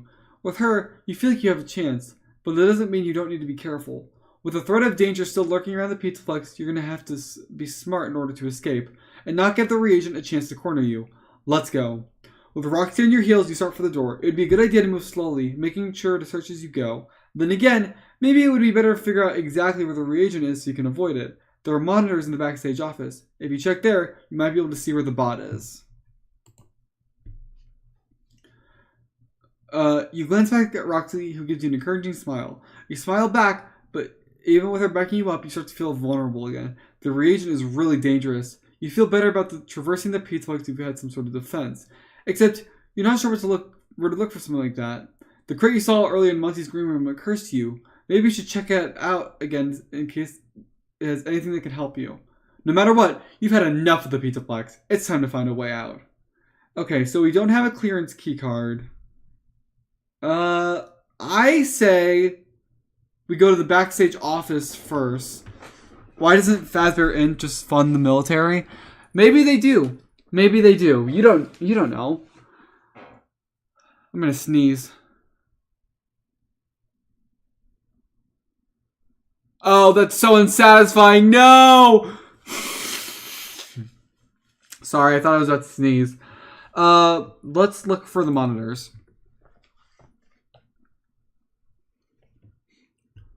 You definitely feel more comfortable if you know where the reagent was. Come on, Roxy, lead down the hall. Let's go to the backstage office and see if we can see anything on the monitors. Good idea, Roxy agrees. Makes me feel like this is the right decision. In fact, having Roxy with you makes you feel much better in general. Maybe someday Roxy will be as good a friend to you as Freddy is to Gregory. Carefully, you make your way to the backstage office and try the door. But it's locked. Try again. Confused since you and Gregory have snuck inside plenty of times. But maybe with the reagent active, security levels are high in the Pizzaplex. Roxy, can you get it open? The animatronic shakes her head. Sorry, Cassie, but I don't have access. You need a backstage office key to open the door right now. We don't have a key card. So I guess we're moving on. We don't have a key card. Oh, that just sends us back to the beginning. Okay. Why is that even a choice? We should just go to the hallway. Peeking out of Roxy's green room, look carefully down the halls in both directions. So far, so good. The reagent isn't outside the green rooms, but for all you know, it could be around any corner. You take a few steps out, heading down the hallway. Roxy follows you, staying close as you make your way towards the main stage area. But once you're there, you hesitate, unsure of what the best way out of the Pizzaplex will be. I need to find the closest exit, you say quietly, mulling your options over. The fastest way out would be the front entrance, Roxy says. We should head that way. She's right, but it's also right in the middle of the main lobby, so if the reagent is anywhere nearby, it might see or hear you. It's not a bad idea, but you're not sure if it's the smartest one. You wish you knew exactly where the reagent was right now. I don't know, you say. Maybe we should head for a less obvious exit like the loading docks. Roxy puts a hand on your shoulder. It's up to you, Cassie. Whichever way you go, I'll go with you to help as much as I can. You smile, Roxy's promise making you feel safer than you probably are. At the same time, you're not sure which way would give you the best chance of eluding the reagent. So here's my thought process currently. We know from the games, and probably from like how the books have been talking about it, it's impossible to get out of the front entrance until 6 a.m. Like, it just like sort of locks down. There's no exit. In the games, we have to go out of the VIP fire exit or the loading docks in order to escape the Pizzaplex because the front entrance doesn't work. So, I think our best course of action would be loading dock. But we all know how stupid I am, so maybe that gets me killed. You don't want to risk running into the reagent as you go through the lobby to the main entrance, so you decide on the loading dock instead. Where there are doors, plenty of them that go outside. It's probably the least likely place for the reagent to be. You head in that direction, Roxy staying close behind, and you make sure to go slow and check around every corner for the reagent. You see a few security bots making their round, and some cleaning bots too. But otherwise, the Pizzaplex is empty and quiet as every other night. You wonder where Gregory is right now. Is he still around somewhere? You hope the reagent hasn't found him, or that he and Freddy are figuring out a way to stop it. You reach the stairs that lead down into the loading docks and pause at the top of them. It's dark below. Really dark. Not the kind of dark you want to be wandering around in. You press light control set into the wall, but nothing happens. Roxy tries too. It's not working. Apparently, you don't have a choice about the pitch black path ahead. You chew the inside of your lip nervous, but it's not like the dark can hurt you. And with the exits so close, you take a deep breath and stand a little straighter, summoning your courage. A flashlight would be helpful right now, but you'll go ahead if you have to. We don't have a flashlight, so I guess we're just going into the dark. Game over. Okay. You're hesitant to proceed in the dark, but the reagent on your tail, you're ready to do anything to get the Pizzaplex alive. Roxy, stay close, you say, heading down the steps. One by one, you descend until you reach the bottom, where the neon light from above barely reaches. Without being able to see where you're going, you have to proceed carefully, feeling your way through this. I don't know about this, Roxy says, concerned. I know, But you don't know about it either. But I've got to find a way out of here. You take a few cautious steps in front of you, your arms held out. Your fingers brush against something that feels like boxes. You make your way around the object, getting a little farther before your hands touch what feels like a chain link storage lockup. You follow it, inching along, ears straining for any noises, while all you can hear is Roxy, moving cautiously behind you. You pause, spotting a red glow ahead. You wait, but it doesn't move. You take a few more steps towards it. Hope fills you as an exit sign slides into view. It must be a door to the outside. You start for it, then freeze. The lit sign flickers for a moment as a dark shadow moves across it. There's something else down here with you. You turn back to Roxy. Run! You don't wait, darting past her back in the direction of the stairs. Wait, Cassie, it could be a cleaning bot or... You don't wait to hear more. Not willing to risk it, you reach the stairs and you fly back up them. You're almost at the top when a dark form appears blocking the way. The reagent. You freeze, ready to turn back, but the reagent is too fast. It raises its arm and lets a chemical loose. You try to scream for Roxy, but the thick, noxious mist chokes you instantly. It's too late now. Your limbs go loose, and the last thing you see before the dark closes in at the bottom of the stairs. Wait. Sorry. This is why I stuck at words. I appreciate you all sitting through this reading. Your limbs go loose, and the last thing you see before the dark closes in is the bottom of the stairs rushing up at you. Game over. Died from stairs. Okay, well, we don't have a flashlight, so we're gonna go to the main entrance. Yay! You decide you might as well take the most direct way out of the Pizzaplex. This means heading for the front entrance in the lobby. Let's go, you say to Roxy, but be ready to run if the reagent shows up. Roxy nods. I'm with you, Cassie. Let's get out of here. You smile, grateful to have Roxy with you. With her, you feel much safer than when you were alone. Still, having her doesn't mean the danger from the reagent is gone. You'll still have to be vigilant to avoid it. Moving quickly but quietly, you make your way down the hall and back into the main part of the Pizzaplex. Its low neon lights feels even emptier than usual and more dangerous. This definitely is not your usual playground with Gregory. Where is he? You hope he's avoided the reagent or that he and Freddy are still working on a way to stop it. Surprisingly, your path is clear and you're feeling hopeful about making it up to the front entrance unseen. Until you reach the top of the stairs, a flash of movement catches your eye below. Quickly, you crouch behind a planter. It's the bot, moving slowly. It's sweeping the Pizzaplex as it hunts for organic material, and right now it's blocking your way out. Luckily, it doesn't seem to be looking your way. You could stay the course, wait for it to move on, then keep going to the front doors. Or, you try circumventing it, remaining on the upper levels of the Pizzaplex. You look at Roxy and press a finger to her lips, indicating for her to remain quiet while you figure out what to do. Ooh.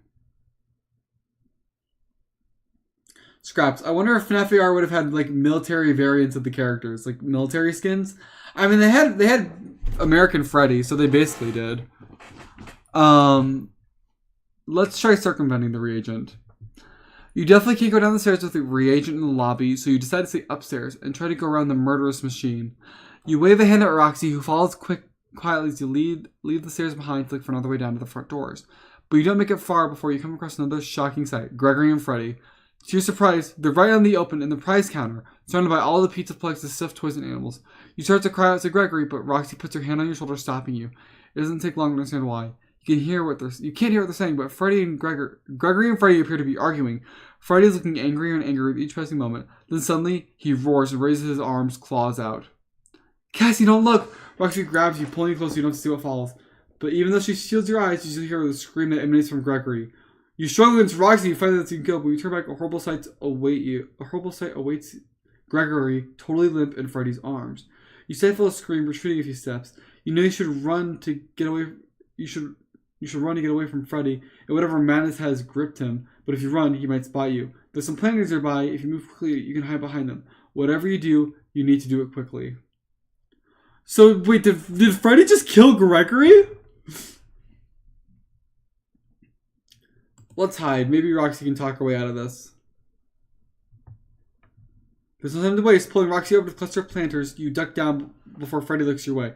Your heart feels like it's slid up into your throat as you peek through the plastic leaves, watching as Freddy stomps around the lifeless Gregory. Why did Freddy attack him like that? You glance up at Roxy, returns your silent question with an apprehensive look, which makes you feel worse. Now you need to evade both the reagent and Freddy. If you don't, you're going to end up like Gregory. The planters and fake greenery provide a good hiding place, but now that you're stuck, at least until Freddy moves on and the coast is clear, you hope that at least until Freddy moves on and the coast is clear. You hope that soon, even if you have no idea what to do after. You hope that soon, even if you have no idea what to do after. But one thing is clearer than ever. If you don't get out of the Pizzaplex soon, you might never leave. Is Freddy still there? Roxy whispers. Silently, you nod. There's too many plants I can't see. Roxy shifts, trying to move into a better position. As she does, she accidentally snags your bag, pulling it from her shoulder. It falls to the floor and opens, spilling stuff with a clatter that makes your teeth clench. You scoop the items in the bag back up, but it's too late. When you look back through the leaves, Freddy is staring directly at you. He spotted you. With only a split second to think, you have to make a decision. Run away and hope Freddy can't catch you, or you glance at Roxy. Make a stand here and try to stop Freddy for good. But is Roxy equipped for a battle like this? If you want to run, tap touch here. If Roxy has Monty Claws, you want to deal with Freddy. Okay, so we don't have Monty's Claws. And we haven't given him the Roxy, so we have to run. Okay, game over. Okay. You can't stand up against Freddy. There's only one other choice: run. You bolt away, not waiting for Roxy's panic grips you. Whatever is wrong with Freddy is bad enough to cause him to attack Gregory. You have no doubt that he'll do the same thing to you if he manages to catch up. Your heart pounds as you bolt back to the Pizzaplex, past the stairs, and into the main stage area. You don't know where you're going, only that you need to get away from Freddy and find a place to hide. Footsteps sound behind you, but you're too afraid to look back. Maybe it's Roxy, maybe it's Freddy. If you slow down even a bit, it might give him a chance to grab you. You skid across the tile floor, barely making a turn, and then dart down the hallway. Suddenly, a dark shape rolls into view, blocking your way. You stumble, nearly colliding with it. It's the reagent. You don't have time to turn before it raises its arm and releases its chemicals. The cloud hits you directly, burning your eyes and nose even worse than the night before. Still, you try to run, but you don't make it far. Within a few steps, your limbs begin to seize up and you fall to the floor. Stuck on your back, you stare up at the ceiling, struggling to breathe as the reagent slowly rolls into your view. And then darkness overcomes you. Dang, so we died again. Okay. Let's just run from here. Okay. Okay, after what Freddy did to Gregory, you need to get out of there fast. Run! You whisper to Roxy before taking off. You hear Roxy step behind you as you bolt away from the prize counter, but then you hear something else. It's Freddy, roaring monstrously. He spotted you. Faster, Cassie! Roxy cries. You quicken your step, heart pounding as you run through the Pizzaplex. You know you can't outrun Freddy forever. Already, you hear him getting closer, and if you're going to get away from him, you're going to have to be smart. You and Roxy reach the top of the lobby stairs. You pause for a moment, not sure where to go next. If you keep heading back towards the backstage area, maybe you can lose Freddy. Or you can run down the stairs and try to reach the main entrance. If you get outside, Freddy can't follow. Then you look at Roxy. She may not be acting as wild as Freddy, but if she was equipped for it, maybe she could make a stand against him. Roxy waits, glancing anxiously as you try to decide. Okay. I think main entrance is death. Main entrance has to be death. So we're going to go to the backstage. Never mind. Ugh! Hold on, wait. I'm gonna read this, but I quickly want to see. Is main entrance also game over? It isn't? At least not right away. Okay. Okay. I'll read this first. Freddy's closing in and you decide to keep going towards the backstage area. You start running in, searching for a good place to hide as you do. Then you spot it. Glamrock Beauty Salon. It's shut up at night, and there's no reason for Freddy to look for you in there. You run for the entrance, pressing beneath the giant neon scissors. The front is filled with glass windows, but it's dark enough that Freddy shouldn't spot you if you duck behind something. Inside, you hide behind one of the swivel chairs in the hairdresser station. I'm sorry for yawning. I'm so sorry for that. Then you wait, keeping silent. Minutes pass with no Freddy, and then you start to relax. He must have gone to another part of the Pizzaplex looking for you. Maybe if you move quickly, you can double back and go out the front door before he returns.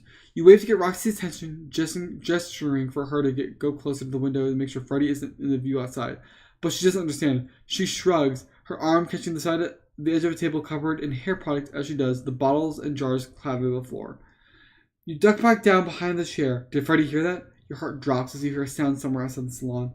You can't help it. You peek around the chair. A dark figure fills the door, but it's not Freddy. It's a reagent. You were followed. A gasp escapes you, and the bot swivels in your direction. It spots you. You jump up, but there's nowhere to run as the reagent charges, spraying chemicals directly at you. Roxy! You gasp, but within moments you can hardly breathe. The chemicals burn your eyes and throat. And though you stumble towards the exit, the reagent keeps spraying into the air so filled with a viscous cloud you can hardly see. You think you hear Roxy coming for you, but everything's getting fuzzy. Then the floor rushes up at you, and the world goes dark. Alright, let's go for the main entrance. Man, I just got I was doing so well at the start, but I just ended up getting so bad at making these decisions. I would not survive this. I could not logic. I could not logic my way out of this, I think. I would die. I would be a dead boy. After watching what Freddy did to Gregory, the only thing you want right now is to get out of the Pizzaplex in one piece, so you run down the stairs, heading for the main entrance. Roxy follows after. Freddy's getting closer, she warns. You pick up the pace, but your heart is already pounding and you're gasping for breath. Still, the doors are getting closer. You reach the lobby, bolting past the Freddy fountain, solely focused on your avenue of escape. Behind you, there are angry growls and snarls, unlike anything you've ever heard from Freddy before. You can't believe what happened to Gregory, and you don't understand why, but there's no way you're going to try to figure it out now. Finally, you reach the door, colliding with the closest one, and you try to open it and escape, but the door doesn't budge. You try it again and again, but it refuses to open. It's locked! You cry desperately at Roxy, who also tries, but doesn't move for her any more than it does for you. It doesn't matter. You lost your chance. Freddy barrels down on you, shoving Roxy out of the way, raising his claws. You scream. But instead of attacking, Freddy's chest suddenly bursts open. Inside sits Gregory, a very alive Gregory who's laughing hysterically. Freddy straightens and joins him. But worse than that, so does Roxy. You get to your fuming with anger and embarrassment. This was another prank. You promised you'd stop, Gregory. Still laughing, he shrugs. I couldn't resist, especially with Roxy's help. It really got you, Cassie. You look at Roxy. You were in on this the whole time? Roxy grins. Gregory said you liked to be scared. Did you have fun, Cassie? No, you cry, unable to continue raging longer. I thought Gregory was dead and Freddy was going to kill me next. That wasn't fun at all. Roxy looks a little chastised, but Freddy and Gregory are still laughing. You can't deal with this anymore. With another word, you run off, leaving them all behind. Cheese and crackers. What the hell? Night 5. Okay, can we survive one more night at Freddy's? Without our quote-unquote friend just being a giant asshole to us? Okay. It's almost nighttime again. You only know that because of the tiny window in the supply closet where you've been hiding all day. You found the spot last night and watched as the window went from dark to light, the shadows moving across the floor as the sun crossed in the sky and then began to set, casting the room in a warm orange tones. Now those vibrant hues are almost gone, leaving you in the darkened. Soon the Pizzaplex will be closed and here you are, crying and feeling bad for yourself after what happened last night. Gregory's behavior you understand. His sense of humor has always been dark, even dangerous, and even though you're so furious with him overplaying so many mean pranks on you, that's just how he is. It's Roxy's betrayal that really stings. After she saved your birthday party, you really thought she was nice and kind, and she never played such a mean prank on you, but she did, and it hurts. You shift in place, your arms and legs stiff from being hidden all day. You thought about leaving, but the last thing you want to do is run to Gregory or Freddy or worse, Roxy. Well, you did. So instead you spent the whole day locked away in here, alone and letting your tears flow. You wipe your eyes for the 100th time, hoping that wherever Gregory is, he feels guilty, at least a little, but you doubt it. Tap, tap. You turn your head to the sound, which seems to be coming from the door to the storage closet. Tap, tap, tap. This time, you know you heard it. Cassie? You're surprised to hear Roxy's voice. Are you in there? You frowned. Go away, I don't want to play any more games. I'm not playing any games, Roxy says. I promise, please open the door, it's important. You want to ignore her, but the pleading in her voice gives you an achy feeling in your chest, so you give in, going over and letting her in. The animatronic nearly fills the small closet, but Roxy has a look on her face that makes her seem smaller than usual somehow. I'm sorry, Roxy says quickly, about last night. You look away, unable to believe her. Did Gregory tell you to say that? Pretend to be regretful so you can lure me out for another game? Roxy shakes her head. No, Cassie, I should have known what would happen would have been fun for you, but I didn't. She pauses. I'm not sure why. That gets your interest. You look back at Roxy. What do you mean? Roxy shifts from one foot to another. I'm not sure. Only that I don't think I'm acting normal. Something is off. Some of your sadness recedes, replaced by intrigue. Roxy, have you scanned your program lately? Roxy shakes her head. No, I haven't, but that's a good idea. Please wait. A moment later, Roxy's face goes blank as the animatronic begins an internal scan. You wait patiently for a few minutes until her features brighten again. Immediately she frowns. Oh no, Cassie, you're right. My program has been tampered with. By Gregory? She nods. Yes, he altered it so that I would assist him with his prank last night. But I found something else too. She pauses. Something much worse. Knowing how dark Gregory's humor has gotten, you aren't sure what you want to hear what's coming, but you have to know. What did Gregory do to you, Roxy? He's altering my program, so I will turn on you, Cassie, and attack you. A shiver... Oh, wow. A shiver runs over your skin. When? Roxy hesitated for a moment. Soon. Anger and fear flash, chasing away the last year's sadness, but it's followed by sudden resolve. You're tired of Gregory's cruel games, and he's not the only one who knows how to reprogram electronics. I'm not going to let that happen. You say it again, pushing past Roxy and heading towards the door. Come on, if we can get to the main computer terminal, I can get into the code and fix what Gregory changed. Roxy doesn't move. But Cassie, I'm not sure where the reagent is. It might still be in the Pizzaplex.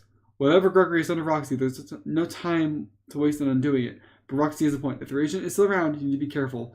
Part of you wants to make a run for the main computer as fast as possible, but the cautious part of you says you should move slower, taking time to make sure the reagent isn't around.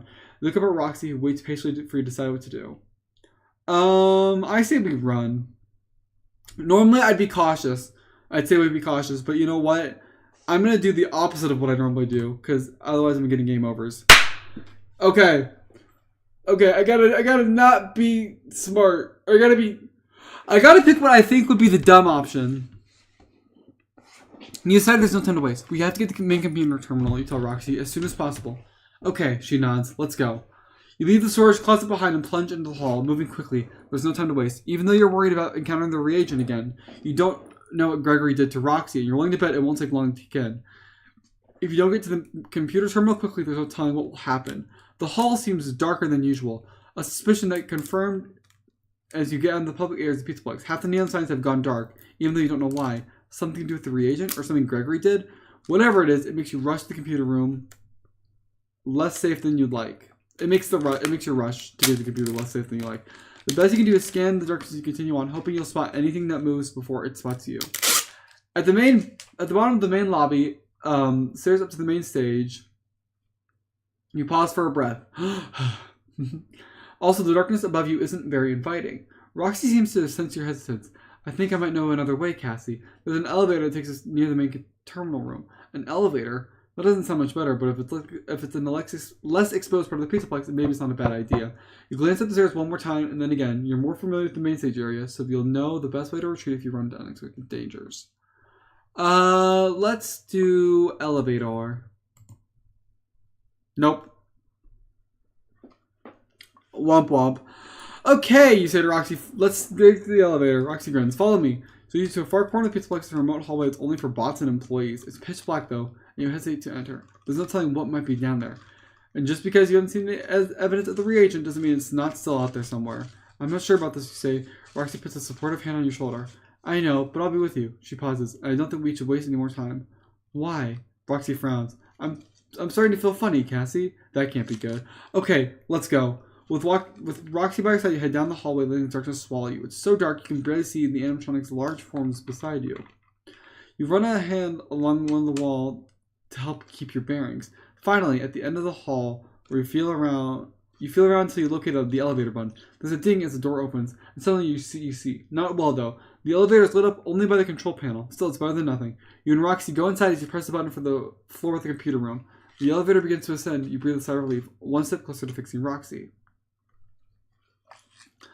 As you approach the floor, you begin to hear strange noises.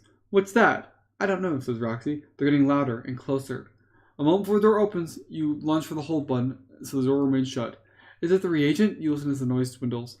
Then the scratching sound begins, right outside the elevator door. It's slow and deliberate. Whatever it is, you're pretty sure you don't want to come face to face with it.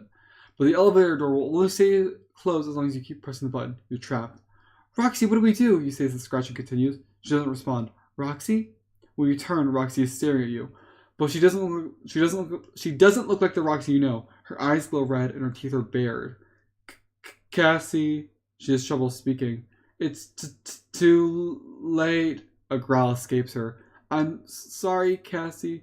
Your finger drops from the button a moment before Roxy attacks. Okay, so all this basically seems to imply that the animatronics being hostile was Gregory in security breach. But we go up the stairs. Instead, I think we should keep going here. You say to Roxy, pointing upstairs. You don't trust an unfamiliar elevator, and getting caught in such a small space is the last thing you want to do right now. But let's be careful. Slowly, you creep up the stairs, undaunted by the dark. You listen closely, hoping to catch the sound of anything above you.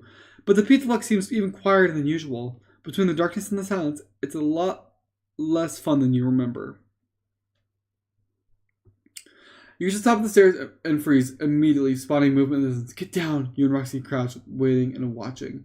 At first, all you can see is a shadowy form, but then it moves closer. You let out a relieved breath. It's only a cleaning bot. After another minute, it moves on, disappearing towards another part of the Pizzaplex. You continue. Roxy staying close as you traverse the main stage into the backstage area. Finally, you reach the hallway with the computer room. Roxy slows, stumbling a little. What's the matter? I'm not sure, says Roxy. I'm not feeling well. I think we need to hurry. Now I'm wondering why on earth did Cassie decide to help Gregory in Ruin. I don't know. Maybe she's just a little bit too trusting. It must be Gregory's programming. You can fully kick in at any moment. You glance back down the hall. It's really dark, and you're nervous about heading down without knowing what's there. If you had a flashlight, you could risk checking it out, but you're not sure you can wait. Now for whatever's happening to Roxy. We're gonna go in. Game over! With Roxy starting to feel strange, there's no time to be cautious. Come on, you rush down the hallway into the dark. You can barely see, but it doesn't stop you. You know where you need to go, and if you don't move quickly, there's no telling what will happen with Roxy. Gregory's dangerous sense of humor isn't going to mess with her. Not if you can help it. Suddenly, you can collide with something big. You stumble back, startled by a dark shape, the reagent. You can't help it. You scream.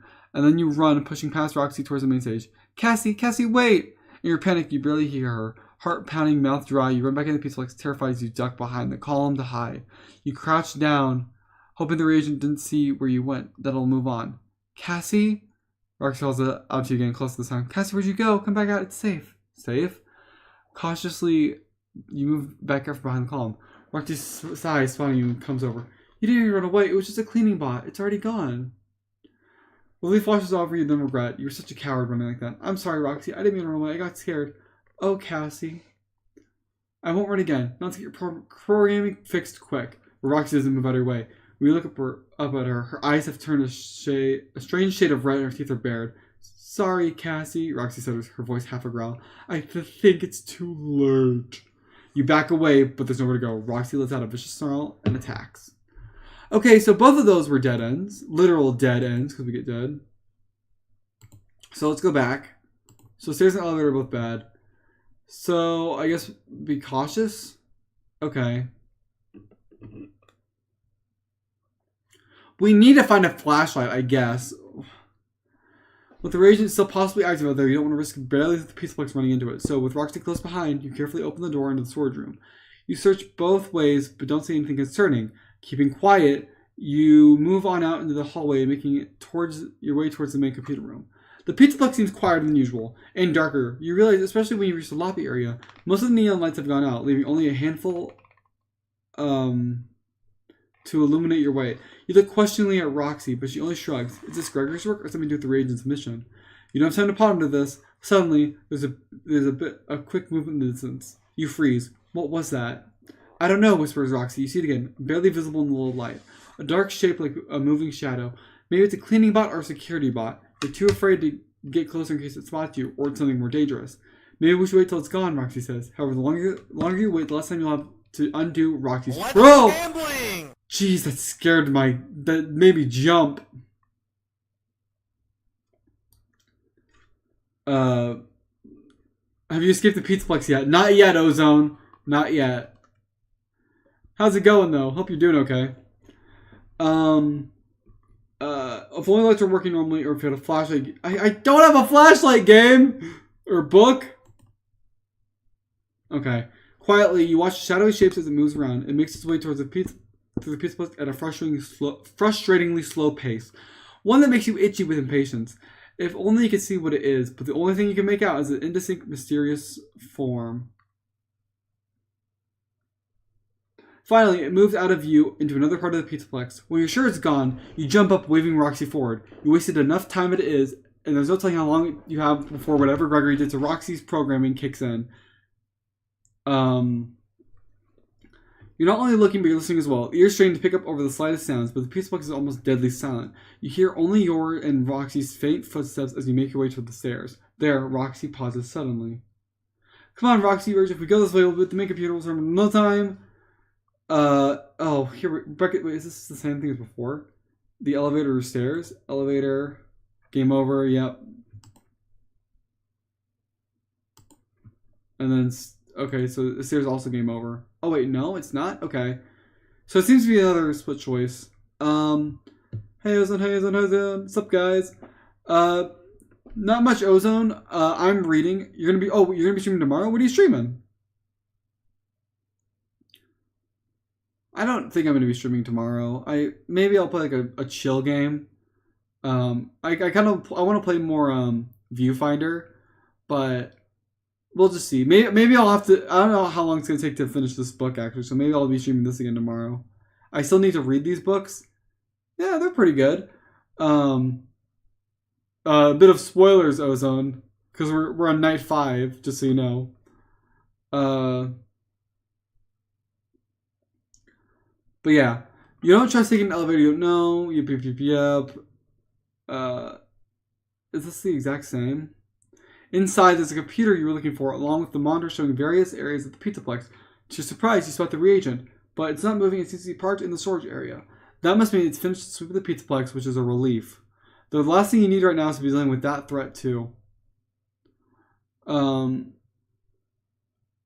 going through Journal 3 secrets and stuff. Oh, that's fun. I need to watch those videos. Roxy makes a sick groaning noise. I think you better hurry, Cassie. I'm not feeling so well.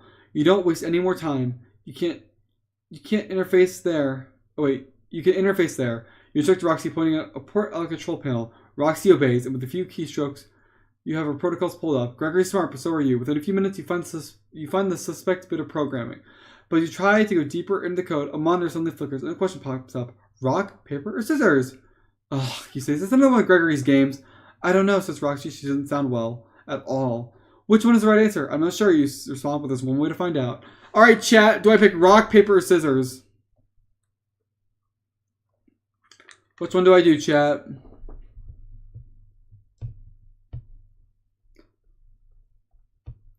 Also, Ozone being here reminds me I need to watch more of the Ozone React stuff, because I've been kind of slacking on watching a lot of that stuff.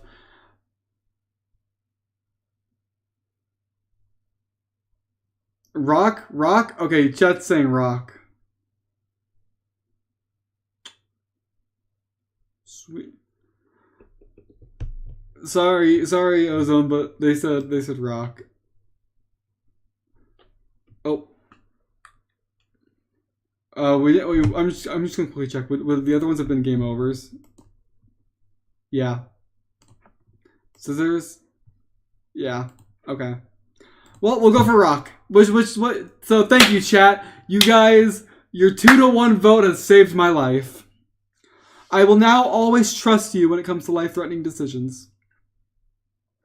You hate that Gregory turns this into a game too, but you don't have time to figure out a way around it. Paper, scissors, you consider all their options. But Roxanne Wolf doesn't play with paper, scissors. Roxanne Wolf likes to rock. That's so stupid. That's so stupid. You type the answer into the computer terminal and press the key to submit it. The screen flickers for a moment, then goes dark. Did it work, you wonder aloud?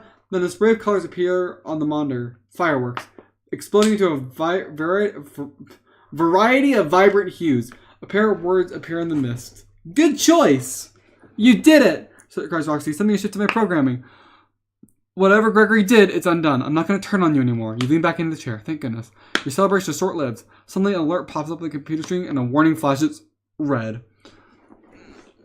What the heck? You lean closer as the camera view appears on the computer. You recognize it in a heartbeat. It's the reagent in the storage area. But as you watch, it comes back to life. Arms flailing briefly before it starts rolling again. Quickly with purpose. It disappears from the camera view. New mission. The words pop on the screen. As red as blood. Sole target, and then Cassie. Your picture appears in the monitor with a red X plastered over it. Oh no, you cry. That's not good, Roxy said. It's not going to stop till it finds you, Cassie. You're not going to let it get to you easily. Roxy, can you help me now? If we can find a way to stop the reagent or destroy it, I can escape. Roxy puts an arm on your shoulder. Anything you need, Cassie, I've got your back. You swell with hope and pride as you consider how to stop the reagent and foil its newly assigned mission. Roxy might be able to stand up to the bot if she's equipped properly, but you can also try luring the reagent somewhere that gives you a chance to deal with it. The main lobby, the kitchen, Roxy Raceway. A number of options occur to you, but one thing is clear. You need to confront the reagent and destroy it before it can destroy you. Okay, we don't have Monty's claws. Guess I didn't rock and roll. Come on, little guy, Ozone. Hey, little guy, rock and roll. It's always gonna be rock. Okay, where do we want to lure the reagent? Oh, Roxy, let's go to Roxy Raceway. Put her in a car and run her over. Wait, is this okay? Okay, there is another choice besides this. Okay. You need to deal with the reagent once and for all. There must be a way to defeat it before it's a chance to try to decontaminate you again.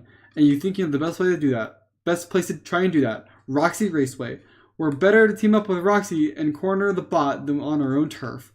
You watch the monitors, keeping track of the bot's movement as you ponder the best way to do what you need to do. Meanwhile, Roxy waits patiently beside you for orders. Okay, you say finally. Here's what we're going to do.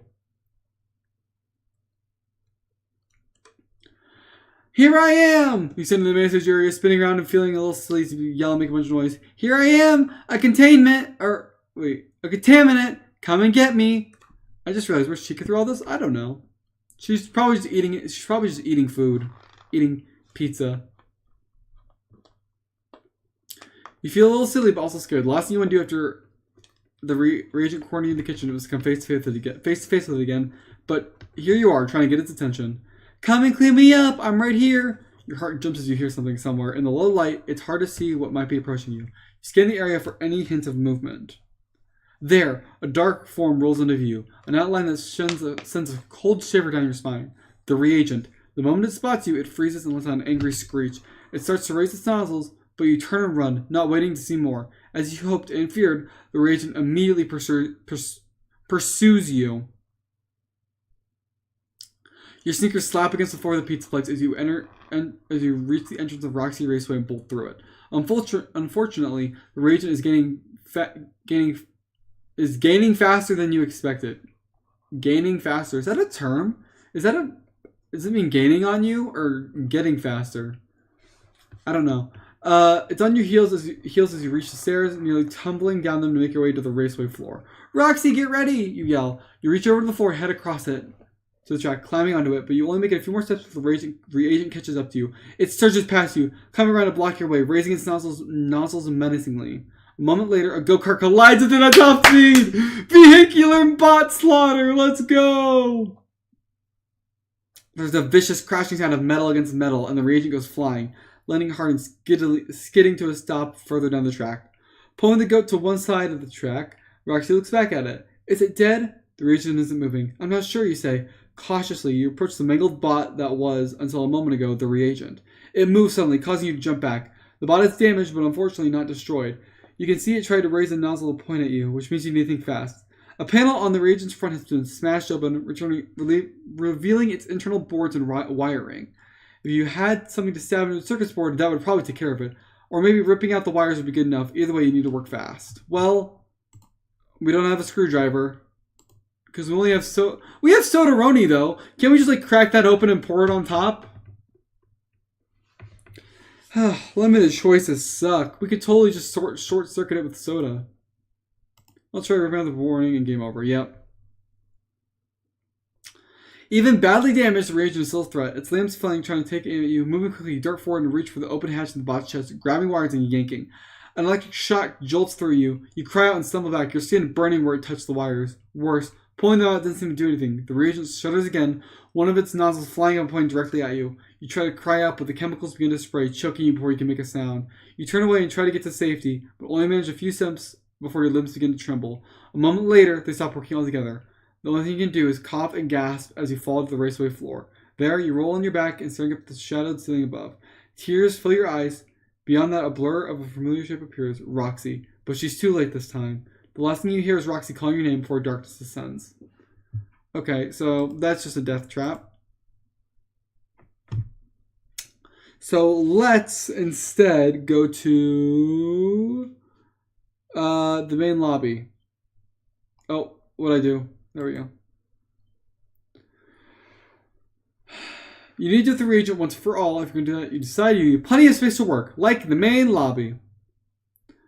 You think for a few minutes, following the reagent's progression on the security monitors and making sure you don't lose it.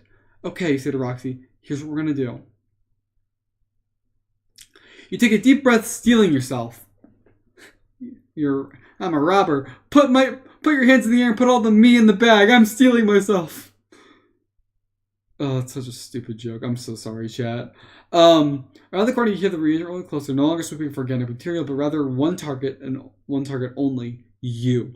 The last thing you want is to ever get this close to the reagent again, but there's one way your plan is going to work, and that's to use yourself as bait. You can only hope you're fast enough to make this work. When you judge the reagent close, but not too close, you step out in the hallway. Hey! You wave your arms and jump up and down. You looking for me? The reagent comes to an abrupt stop upon spotting you, then lets out a screeching noise. It raises its arms, but you start running before it has a chance to release its chemicals again. Within moments, you hear it pursuing you. Fear pushes you to run faster. To tear through the Pizzaplex as you head to where Roxy is waiting for you, the main lobby. Behind you, the reagent is gaining, faster than you like, but a moment later you arrive at your destination. The lobby is still dark and shadowed, but you don't see Roxy, but you tell yourself that's okay. That is part of the plan. You don't count on how quickly the reagent would gain on you. You had planned to go to the top of the stairs, but now you're not sure you have time to do so. You might need to be content with getting the reagent to the bottom of the stairs and trust Roxy to do the rest. Body's getting closer. Make a decision quickly. Top of the stairs. Follow the plan. Oh, no. So after nearly getting killed like 5 times because of Gregory, Cassie still tries to rescue him and ruin, I guess. You can't stop now. Even with the reagent nearly on your heels, you decide to run to the top of the stairs where Roxy is waiting for you. Hopefully. You take the stairs as fast as you can, jumping them 2 at a time until you're almost at the top. Roxy, get ready! When you reach the last step, you stop and turn. To your horror, the reagent is halfway up the stairs already and closing in fast, but you ball your fists and stand your ground. The reagent gets closer and closer, raising its limbs and aiming the nozzle towards you until it's only a few steps away. Suddenly, Roxy appears, a growl rumbling out of her. She throws herself at the reagent. There's a crunch, and the reagent goes flying, tumbling down the steps, breaking apart, parts breaking and flying off it. It hits the floor of the lobby and rolls, coming to a stop against the edge of the Freddy fountain. There it lies, still. Is it destroyed? Says Roxy hesitantly. Only one way to find out. Hesitantly, you descend the stairs, keeping an eye on the still form. A few weak sparks fly as you come beside the remain, and nothing else. It's dead! You cry triumphantly. Then, the head of the reagent, or what's left of it, twists your way. An arm jerks upward, a nozzle pointing directly at you. A spray of chemicals hits you head on. And all you can do is stumble away, gasping and coughing. You blink, eyes filling with tears, and skin is burning from the blurry form of Roxy comes running at you. She reaches to you. Everything goes dark. Yep, okay. What at the bottom of the stairs? Wait, what? Oh, wait. We actually got an ending? At the rate the reagent is gaining, you're not going to make it to the top of the stairs in time. You reach the bottom, though, so that'll have to be enough this time. Roxy, you cry, get ready! You can't see her from where you are, but if she's in position, you plan will work, you hope. At the bottom of the stairs, you stop and turn. The reagent is close behind, flying across the lobby floor as it gains on you. You take a steep breath and try to hold it, trying to stay steady as you wait until it gets closer until... Now, Roxy! You throw yourself out of the way as the reagent bears down on you. At the top of the stairs, Roxy appears, pushing a huge crate, which she shoves down the stairs at your signal. It bumps and bangs and tumbles down, but Roxy's aim is perfect. The crate hits the reagent with a metallic crunch, sending bits and pieces of the bot flying. The bot, or what's left of it, comes to a stop at the edge of the Freddy fountain. Roxy runs down the stairs, offering you a hand and helping you up. Is it destroyed, Cassie? I'm not sure. You approach carefully. By the time you reach the bot, you know your caution is unwarranted. What was once a reagent is now 100 different pieces, none of which are much of a threat anymore. We did it, you cry. What a relief. Roxy puts a hand on your shoulder. You look up at her and smile. She returns your grin. As tempting as it to remain with Roxy now that reagent is dead, you've had enough of the Pizzaplex for a while. It's time to get out of here.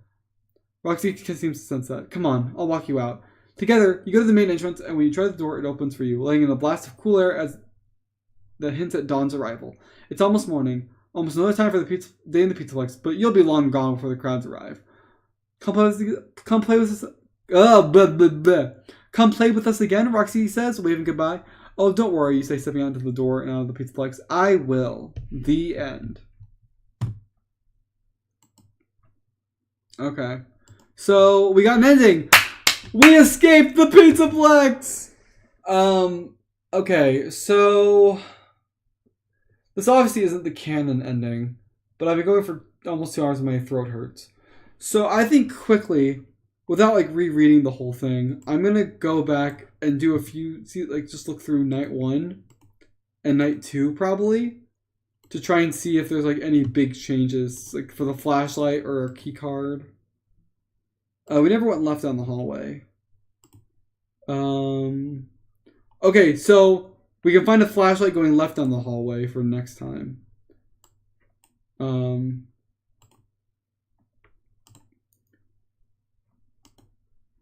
And oh, there's like a whole other. Okay, so it seems like there's a lot of ways to survive night one. That because I guess it is just a prank at the end. Yeah. But if we go left, we will eventually get a flashlight. But we could also get a hair clip. Okay. So there are a few. Where did I even get? I don't know where I am, so I'm gonna go back.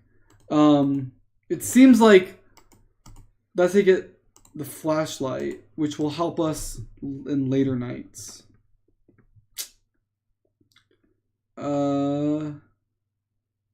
Night 2. I believe Bonnie Bull was a dead end. Because Trash Can was dead. Behind the counter was... Wait. Oh, okay, so I guess we never did this. We get an ice cream scoop. But we can still get a game over. Okay. So I guess Bonnie Bull wasn't a complete dead end. That's interesting. I'm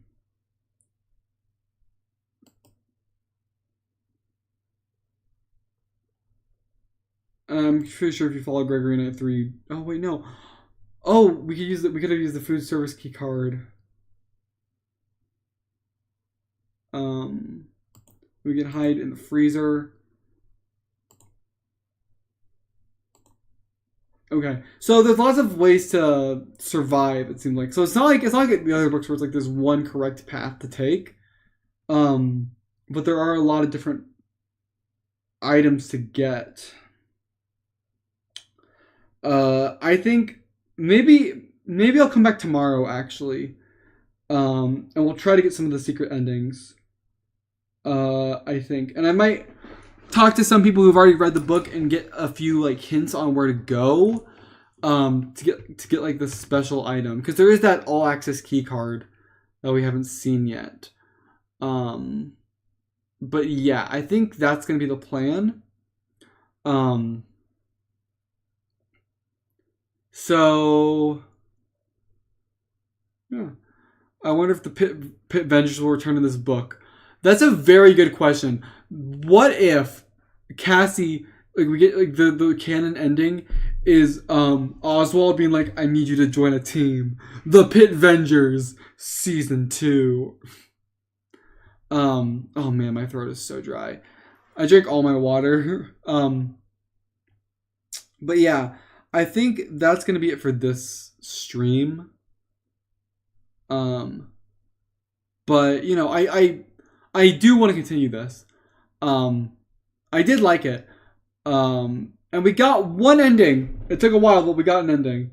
So tomorrow, I think I'm going to come back and I'm going to... Actually, I should do it tomorrow because otherwise it's going to be a while until I stream again. Here, I'm going to move over to the Just Chatting screen. So, it's because like next weekend I won't be streaming. And then I'll have like 1 week and then I'll have finals. So like I won't be able to stream a lot. A short stream day, it was a 2-hour stream. But yeah, so I think tomorrow I'm gonna come back and I'm gonna try to finish the book. And yeah. We will it'll be fun. We will stop the reagent again. We're going to figure out why Gregory's such a jerk face. And we'll survive. But yeah, thank you guys so much for watching the stream. Thank you guys for putting up with my bad reading. I'll do a bit of research off stream just to like have some idea of what to do. And I'll be back here tomorrow at the same time. So thank you guys so much for watching the stream. I have been Psychic and I will see you guys next time. Bye-bye!